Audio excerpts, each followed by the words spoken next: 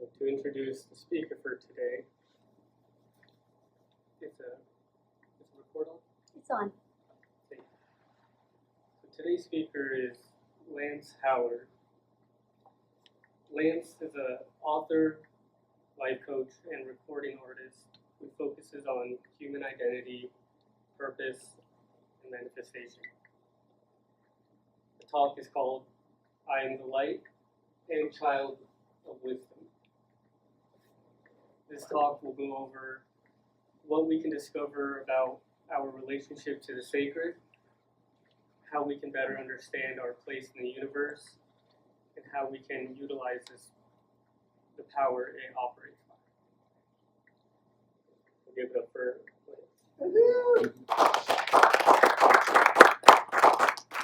Thank you. It's okay. I had something come to mind while we were in meditation. I thought I was going to sit here and be a little bit more relaxed, but the thing I would like to share is going to require that I use this computer and this laptop at the same time. And so the podium is nice and safe for both of those devices to live. So this is how I'm going to introduce this talk, is with this document.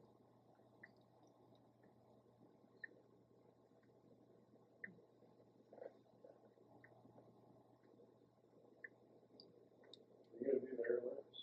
Yes. Okay. Okay, thank you.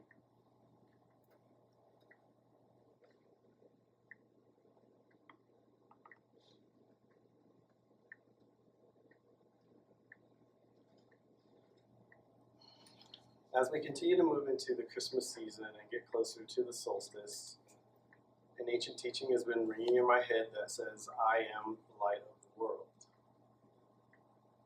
And before I dive into that, I want to share this document called Wisdom Cries, which is from the book of Proverbs, the first chapter, and this is my translation of these 13 verses here. Hakma, sacred sense, wisdom, shouts in the streets. Her voice is heard in the broad, open places of the city. She makes a loud sound in the highest, supreme summit, first and foremost, in beginning place of commencement, in the opening of the doorways and gateways, in the city, the place of awakening, watching, opening the eyes, and guarding, staring up, she speaks. To what degree and how long, gullible ones, will you have affection for the seduction of silly-mindedness? To what degree will teasers continue to delight and take pleasure in their contemptuous ridicule and disrespect as if it's precious or rare?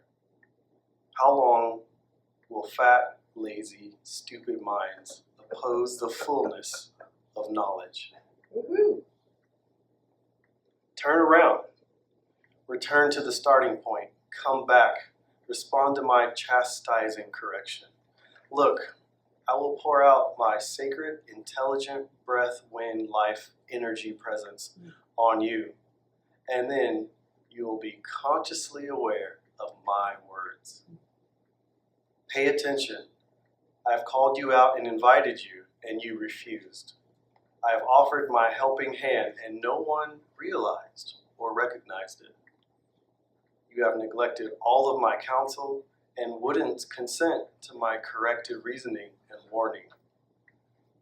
I will laugh at your misfortune. I will make light of it and express contempt when a sudden alarm of dreadful terror comes upon you. Similar to COVID, perhaps. When fear comes like a violent storm, and oppressive misfortune and distress come like a storm wind, when pressure and suffering come upon you, that is the time when you will cry out for me, but I will not respond. They will painstakingly search for me even in the morning, but will not find me. As a natural consequence for hating true knowledge rather than choosing to morally revere and respect the self-existent I am. They didn't desire, consent to, nor acquiesce my advice. With contempt and derision they abhorred all my chastisement. They will eat the consequences of their trajectory, the path and aim they've chosen as a mode of thinking and acting, and will be overstuffed by their own devices, agendas, theories, and laws. Certainly, the turning away, renunciation, and abandonment of belief, the disloyalty of the gullible, silly-minded, and easily enticed will ruin them, and the false security of fat, lazy, stupid minds will wander away, and they will lose their self. Without escape they will fail, and with no way to flee, they will perish. But those who pay attention and diligently listen to me will reside and ultimately rest in the place of refuge, safe, secure, quiet, ease, and peace of mind, away from fear, dread, and the terror of misery and distress. Wisdom cries.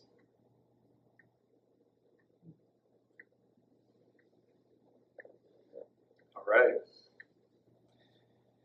So you can see wisdom is personified as her, she, I love that. female, woman, the sacred feminine. So the title of the talk, I am the light and the child of wisdom. And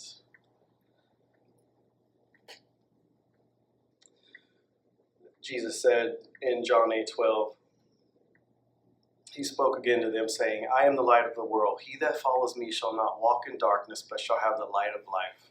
And I'm just going to begin by saying he was always intimately referring to wisdom.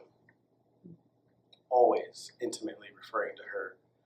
But the religious, so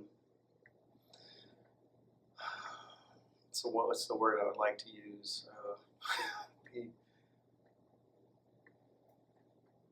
I'll just say religion. Religion has painted a very different picture of the message that he brought. It was all about her. I have a Bible translation project called Bible Redefined, in which I retranslate some of the most powerful statements and affirmations of the Bible. These translations are in accordance with the quantum nature of the ancient Semitic languages, from which the biblical scriptures are originally written before being translated into English. Bible Redefined points out just how watered down typical translations have been. There are better, more revelatory ways to translate I am the light of the world.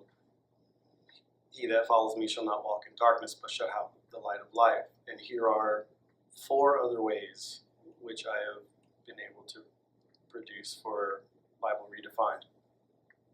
Yeshaya spoke again, saying, the I am and I can of the universe is illumination for the world of particles and form. That's another way of saying for the earth, particles and form, making sense of the creative actions and processes of sacred unity.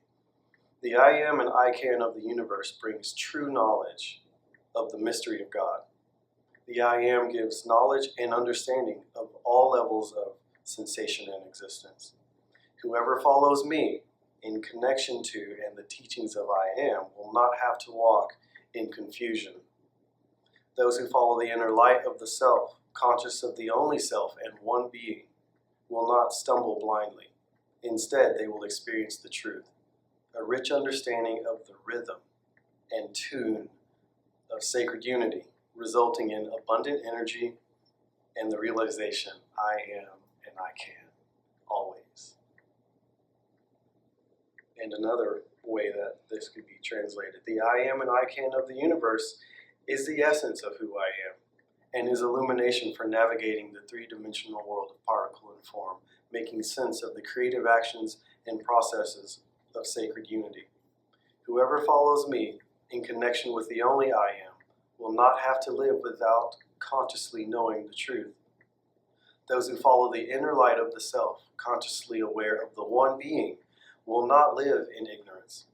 They will experience abundant, illuminating energy, leading them to the further realization, I am. and I can. One more. I am is the essence and illumination for navigating this physical experience. Whoever walks the path as I do, as I am, will not walk in ignorance or confusion. They will utilize and express the luminescent fullness of life. What is special about this is whoever walks the path as I do, as I am,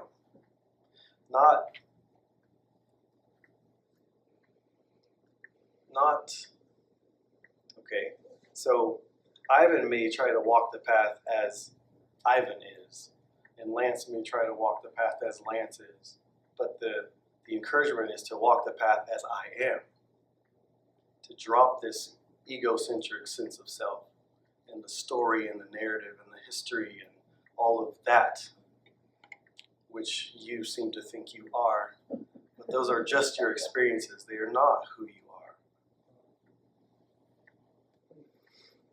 A shepherd encounters I am. There's an ancient story of a shepherd whose name was Moshe. He was tending his sheep on the side of a sacred mountain called Horeb, where he encountered a burning bush. But the bush was not being consumed by the fire. Through the fire of that burning bush, he heard the voice of God telling him to free the Israelites from slavery in Egypt. Egypt is translated from the ancient word Mitzrayim, which means the life of not simply physical, but also mental bondage, distress, and restriction. So when the shepherd saw the burning bush and received this encouragement to go and free the people, he asked, "But who will I tell them sent me? What is your name?" And God answered, "I am that I am. Achaya Ashar Achaya." Moshe, in ancient Hebrew, would set the people free by the power of the name of God. But what we miss in English is that the ancient word for name, Shem, does not mean a pronoun.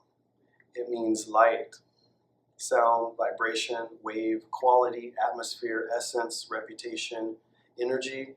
Shem includes all vibration, from the slowest to the fastest, most dense to the most expanding, including darkness. And there's an ancient Aramaic word, Shemaiah, which means the world or universe of vibration, sound, light, and energy, a sacred vibration without limit through the entire manifested cosmos. So you have Shem and Aya. And the word Shemaiah is where we get our English word, heaven. So Shemaiah extends from a center that is nowhere, and this is by ancient definition. Okay, Shemaiah extends from a center that is nowhere and everywhere and vibrates throughout creation. Shemaiah is the realm of pure energy, vibrating light and atmosphere, constantly reporting that nothing is separate, everything is one. This is the ancient word for and a more accurate meaning of the realm that we call heaven. It is not some distant, faraway place, maybe up in the sky, that we're hoping to one day make it to. It is occurring here and now. And the only barrier between us and this realm is how we think, which is intimately connected to I am.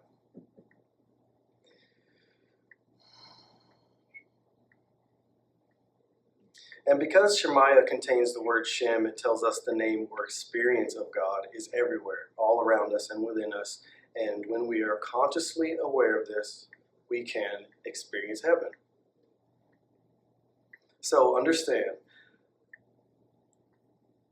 Moses set the people free by the power of the name of God, not a particular pronoun, but the light, the sound, the atmosphere, the experience, the essence, the reputation, and the energy, including all vibration, from slowest to fastest, most dense to most expanded, throughout the universe. It is by the power of this living experience that Moses set the people free. From the ancient Hebrew, that name or vibration and presence is the inevitable and unavoidable I am. In Hebrew, I am is achaya, meaning the first of the entire manifested cosmos. There it is. So the second line on the slide here, in Hebrew, I am is achaya, meaning the first, of the entire manifested cosmos, Aya. The first to exist, or the primordial archetypal existence or beingness, the great I am.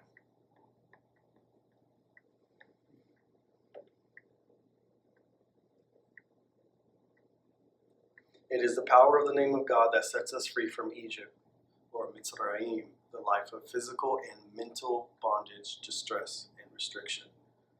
So, by studying the languages, we realize Jesus wasn't simply saying, I am the light of the world. He was also saying, I am is the light of the world. And remember, light is one of the characteristics of the ancient word Shem. So we could say, I am is the experience that illuminates the world. Literally, what is happening here as life, that illumination is the sense of I am. And to take it further, the ancient Greek word for world is cosmos, meaning the ornate decoration and adornment of the universe and everything in it. And its Aramaic roots include the newness of everything constantly arising in the world of form. So we have something like I am is the pure vibration and illumination of the cosmos, or the universe, and everything in it, including you. So what does this mean for us? If I were to ask you, what are you doing after this meeting today? What would be some of the first and most important words out of your mouth to indicate that you are going to do something? I I am, right? I'm, right? I'm headed here, or I'm going there. I am is the one statement or contraction that none of us can avoid, and it is the name of God, a way of saying the pure vibration of the universe and the essence of what it means to be consciously aware. It is you. You are it. Though you have thought and maybe still think and will walk out and have this ongoing battle, thinking you're your name instead of being the name.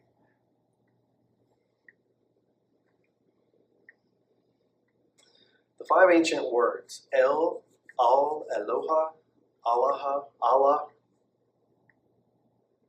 from which we get the English translation God, are better translated as the sacred the sacred beingness, or the sacred intelligence, and leads to a universal concept of pure vibration, which we can refer to as unity in diversity, or the one in many.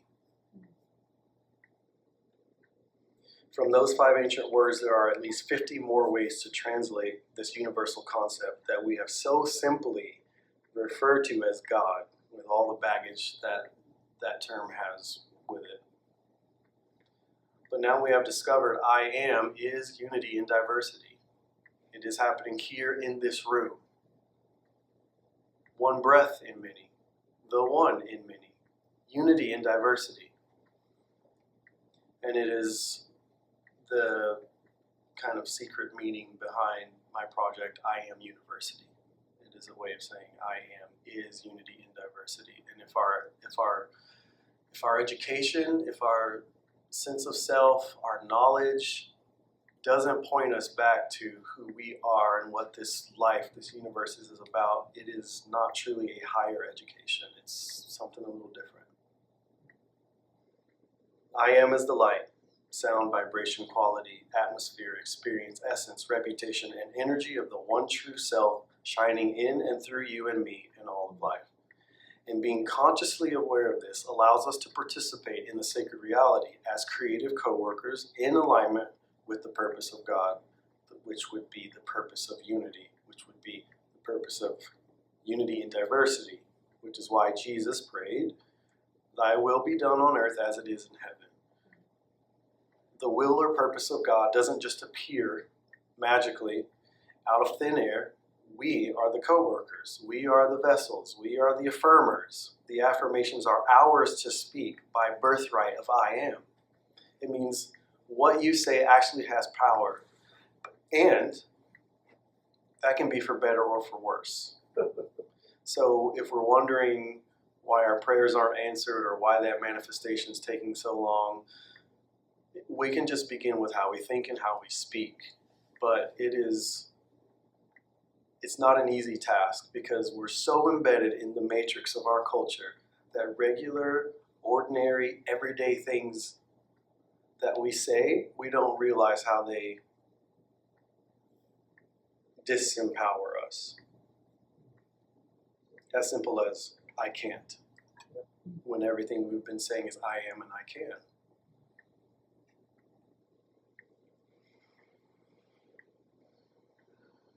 So what is I amness? I is self-awareness, and self-awareness is the essence of the sacred feminine. Sacred feminine is wisdom, discernment, discretion, and movement, the power of differentiation.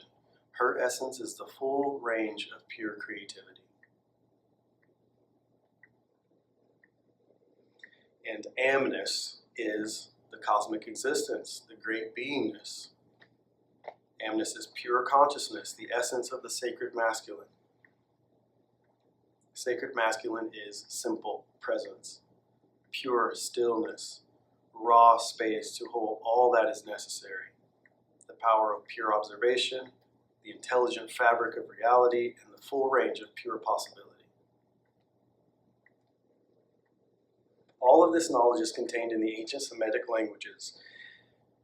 If we try to reverse these sacred roles, what we create is an inverse or toxic version of these two things. If we tell dominantly masculine beings that they need to be creative movers, we just might be perverting the masculine.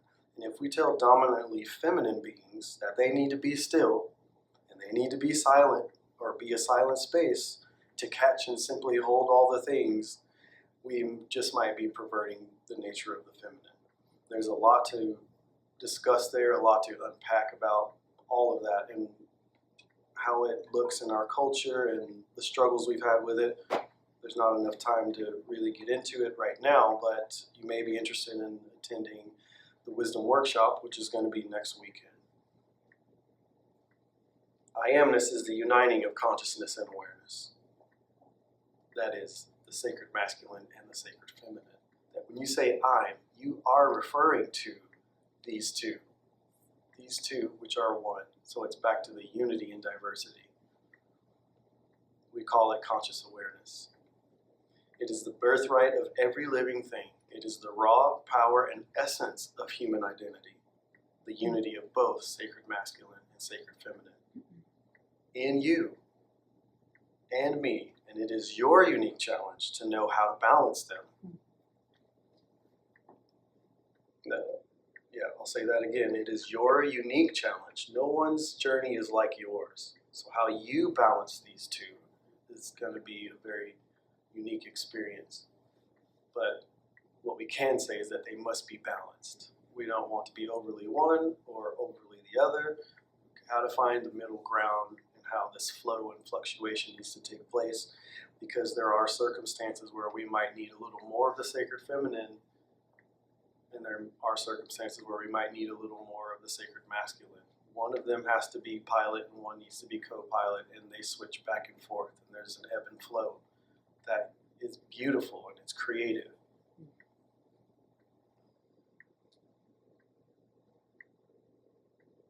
They are different energies of the one pure mind, the one conscious awareness, the great I am expressing itself in and through each of us.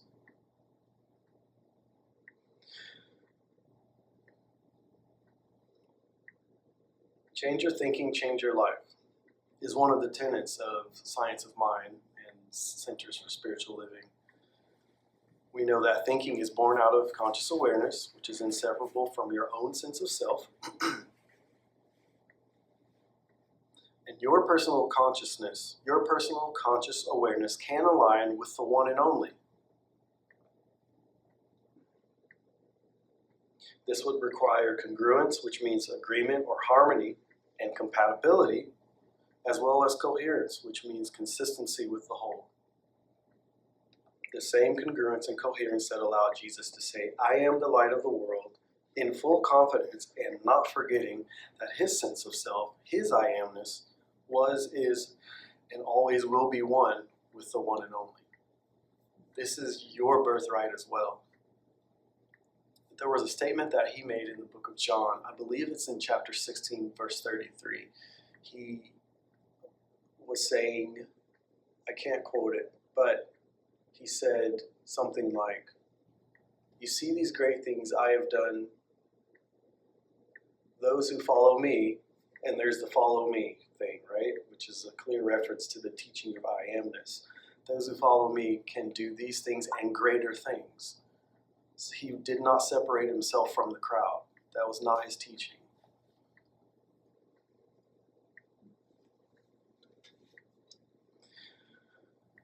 To change your thinking, to become congruent and coherent with the whole, requires wisdom.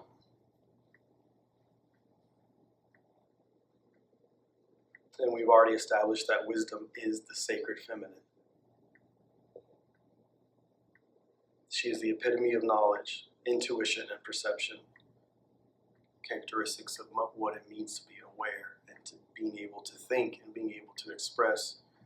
We know that thoughts are creative forces and that changing one's dominant beliefs produces a corresponding change in experience. So, from Proverbs 23, King Solomon, who extensively wrote about the sacred feminine, he said, as a person thinks in their heart, so they are. And Romans 12:2 at the bottom there says, do not conform to the pattern of this world, but be transformed by the renewing of your mind. And I'd like to take this opportunity to say there's a lot of teaching kind of arising lately about the nature of masculine and feminine, but a lot of times I'm hearing them pervert the roles. I'm hearing things like, what are some of the things I'm hearing? It's things like, well, just take the definitions I'm giving you and just switch them. That's what I'm hearing oftentimes in a lot of the teaching in sacred circles. That maybe the woman is meant to hold a space more than a man. But according to ancient knowledge, that is not correct.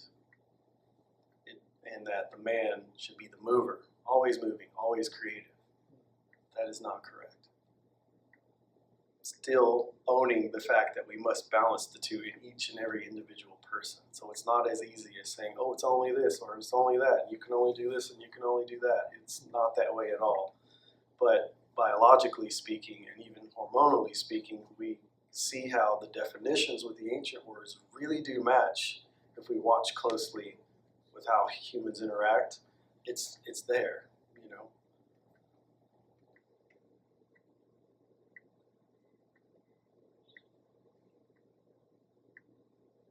And Jesus said, wisdom is vindicated and shown to be right by all her children.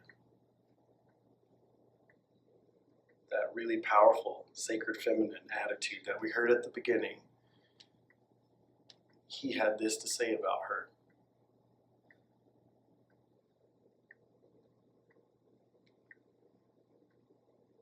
He also called her the helper and the comforter and the spirit of truth.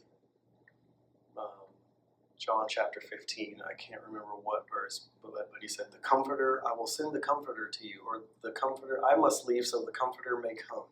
And some translations say the helper, some translations say the advocate. And in religion, the comforter or the spirit of God or the spirit of truth is always a he. But being true to the text and being true to the ancient culture, it was not a he thing at all.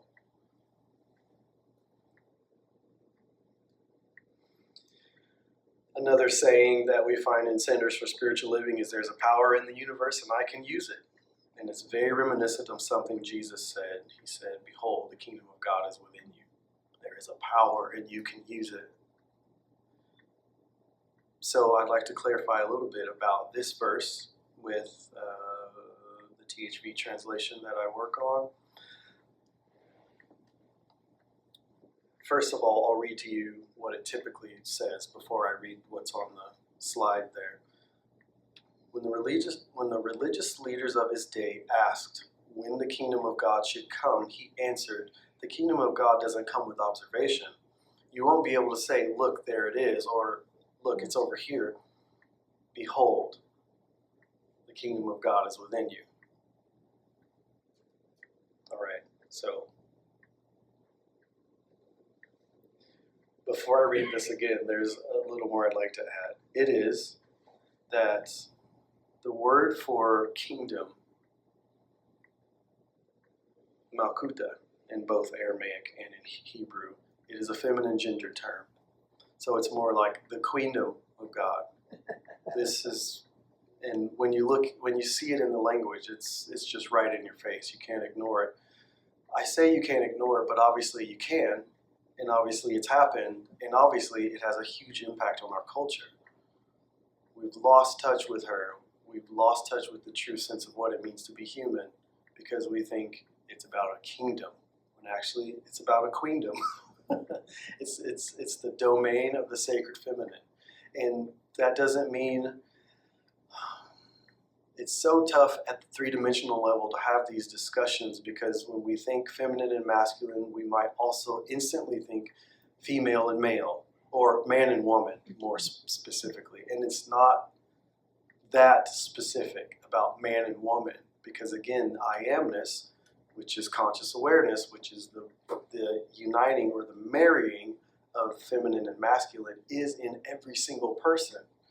So we can't just narrow it down to man and woman. It's not, that's just ignorance. But in at the third dimension, this is what we struggle with, and it's part of our journey as well, so it's okay. But the queendom of the great I am is within you. Okay, so the living, moving force of vision that creates each present moment. That's one way of translating this queendom. And here's another way. The influence and inspiration of sacred unity. And here's another one. The rule and reign, power and purpose of unity and diversity is not something you will find in physical existence. No one will be able to say, look right there. This reality, this realm of the first and domain of the only governing experience of I am, the unified field of identity and purposeful vision, the authority, counsel, and provision of the Sacred One is here within you, individually, in your midst, now, among you, and within you all. Okay, here's another way that it can be translated. The authority of self-empowerment, the power of vision, the reality of potential, which creates each present moment, which creates each present moment, which creates each present moment, which creates each present moment with influence and inspiration. The full flowing energy of the I am and I can of the universe is not something you can take with a lust for control as a platform for your ego. You got to drop the old story and the way you see yourself to access this. You don't know that it's a lust, but I'm telling you, it's something like a lust. The story that plays in our minds about who we think ourselves to be, a platform for our ego. The power you desire doesn't come by watching and waiting, wondering what they're doing and what they're up to, and the emotional games we play, the manipulative chess and checkers we go about in our lives. The great I am is within you, all of you. The ability to experience the creative power of the I am and use it to positively influence and shape the world exists within you. The absolute source and resource is within, through, and as you. One more. The reign of empowerment you look for does not come from watching outside, waiting for it to happen externally. It doesn't happen by guarding property, status, or wealth. That's a slap in the face to our culture. It will not appear as something or someone outside yourself. The I can of the Great One, which will free you, comes from inside out, from an agreement deep in the belly, the gut, your deep center of intuition and devotion, purpose and passion. Then your inner community expresses itself. Did you know you have an inner community? Internal family systems.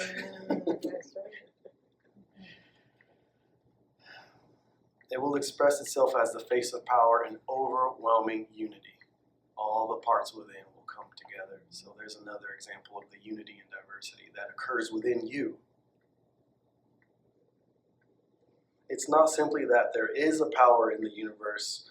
You and the power are one by birthright of I am. Pure conscious awareness, the unity of the sacred masculine and sacred feminine. And when you learn to balance them, you will know, experientially know, not just some kind of logical thing that you read or you heard someone talk about. You will experientially know the full expression of sacred power to change your life. And all of this is the embodiment of wisdom. And I promise I will open it for questions.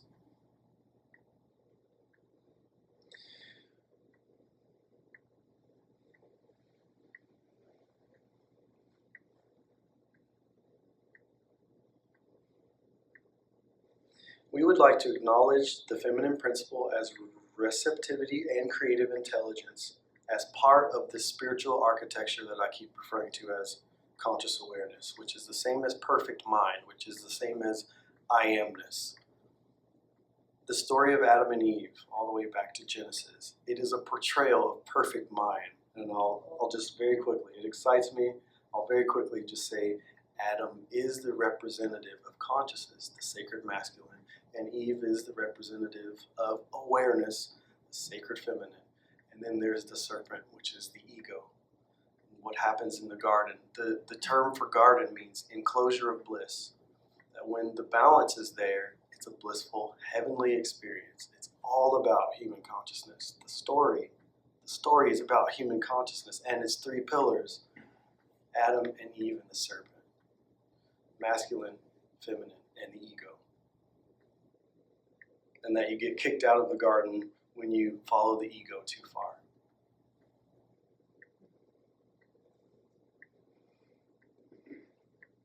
We are encouraged to initiate change, which is the feminine principle, and to make room for change, which would be the masculine principle. And in that interplay, wisdom is lived. Wisdom is expressed through us.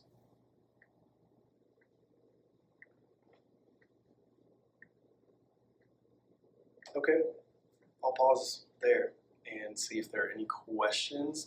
Do us a little favor. When you ask a question, try to be as direct as you can be. Hold your storytelling with the question, right? Just present your question. Just to make sure. Give them that number 7 microphone. Oh, we should give them the number 7 microphone. Yeah.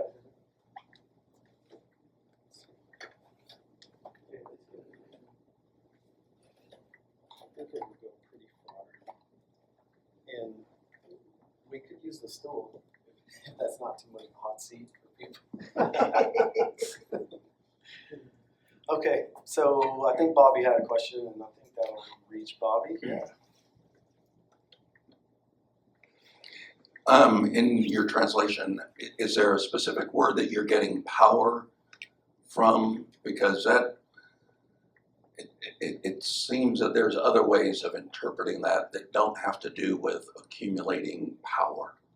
Yes, yes. And is there a specific word that in the original text that is pointing toward power? Yes, so that's a really good question. And the term for what we get as kingdom just remember, one word in the ancient language can give us a whole sentence in English. So power comes from the one word that we get as kingdom. It's built into the word. It is a way of saying that which produces, that which moves things forward, that which creates life. This is power. It has nothing to do with power in our Western world, 21st century idea of power. Does that answer your question, Bobby? Kind of, but this whole verse is in a response to when is the kingdom of heaven going to come, right? Mm-hmm.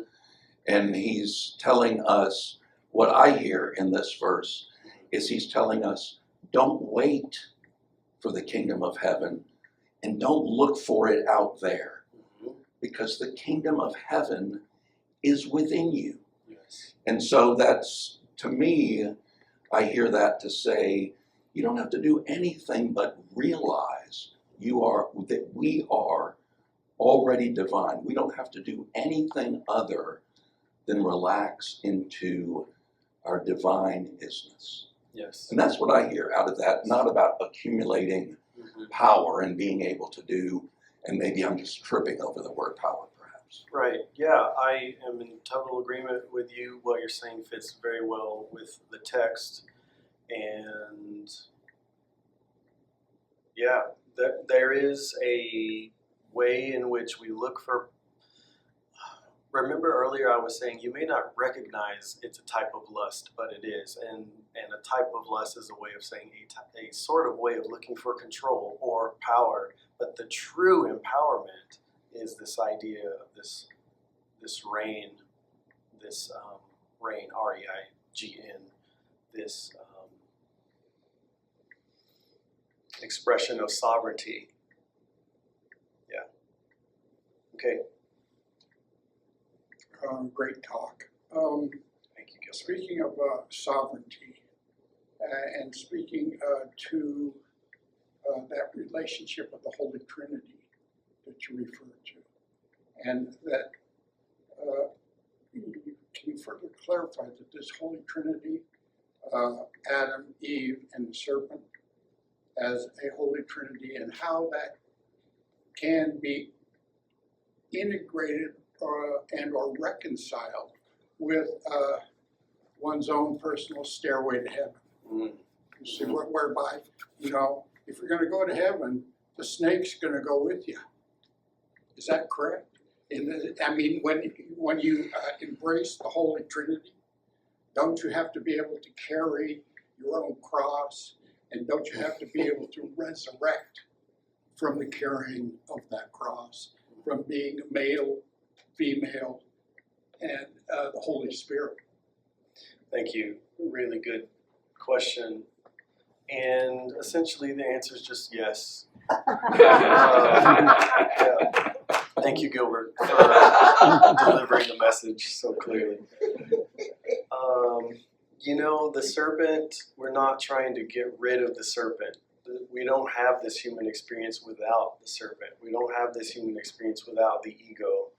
There is no way to understand the difference or why there might be the dichotomy of a heaven and a hell, or good and bad, or good and evil, without the serpent. So the serpent plays a very important role for us. The thing that this message about wisdom and the queendom is pointing out to us is you must return to your true self. You have believed in yourself in such a way that makes you equal to your ego. You've not awakened to your true power, which is the ability to see the ego, embrace the ego, and totally overcome the ego at the same time.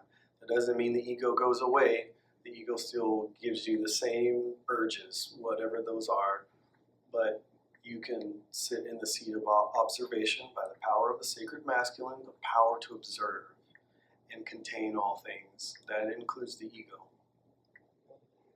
And then move and act from there, which is the feminine principle. Okay? Mm-hmm. And so an easy pathway to this masculine, feminine thing, is what is what the Chinese Easter religions, the yin and the yang. Right. Having that, being able and embracing that full circle. You know, you can't practice the yin and the yang without the full circle, Yes. which encompasses within a unity factor, and so can simply seeing, feeling, and experiencing the yin and the yang in your prayer into this unified field. Can that be a doorway into the ocean of Absolutely. the queendom? Yeah. Absolutely, it can. It is. Yes. Thank you for bringing that up. And when we see the yin and the yang, isn't there also the little tiniest circle of the opposite color in each one? And, yeah, it's a really beautiful portrayal of this. Anything else? Anyone else? No? Okay. Well, so the Sacred Feminine Workshop, or the Wisdom Workshop, is next weekend. It's going to be Friday evening, I believe 5:30 to 7:30, and then it's most of the day Saturday from 10 a.m. to 6 p.m. It's donation-based, and if you'd like more information about it, please just send me an email at thp1@protonmail, and yeah, those are the dates and the times for the workshop. I Am University is a really wonderful, thriving community where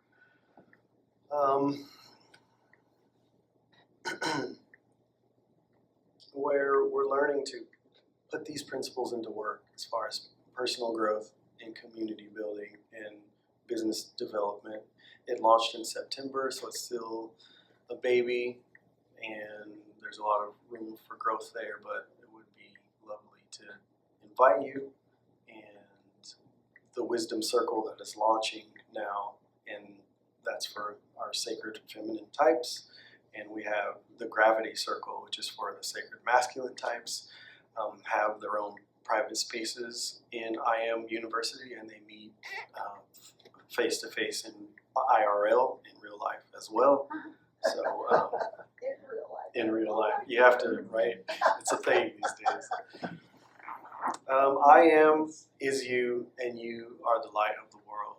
It is your birthright to be able to say, I am the light of the world. In fact, there's another verse where Jesus said, he clearly said it. I'm just going to look it up while we're here. I know it's in Matthew, and I think it was in the Sermon on the Mount.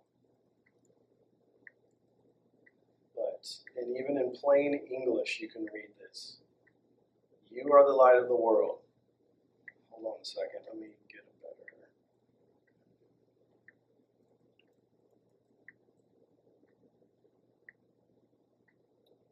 I don't know. Let's see. There we go. Okay.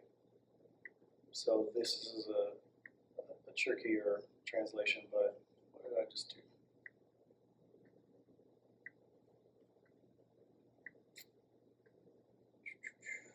Alright, there we go. So, right here,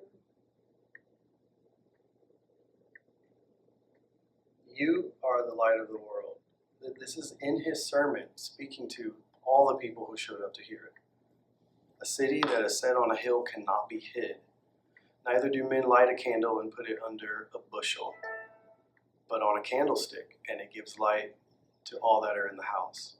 Let your light so shine that they may see your good works and glorify your Father which is in heaven, that they may glorify the sacred masculine,